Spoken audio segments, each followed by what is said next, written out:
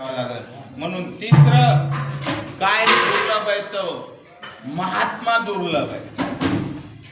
त्या महापुरुषाच्या संगत होणं फार आणि तो महापुरुष बापरे बापरे बापरे भेटणं बहु अवघड आहे. संत बेटी परी जग जेटी करुणा केली, त्या देवाने कृपा केली तरच आपल्याला संतांची भेट होऊ शकते.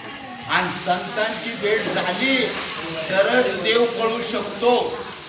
आणि देव जो आहे तो आपला कल्पनेतला देव आहे आणि ती कल्पनेतला देव निघला पाहिजे. नाही तर तुकाराम महाराजाला म्हणावं नसतं लागलं, तुका म्हणे कैसे आंधळे हे जन आणि गेले विसरुनी. मग खरा देव कुठे? देवची बरे तुका म्हणे खरे तुम्ही. साधू संतांचा देव तुम्ही आहेत.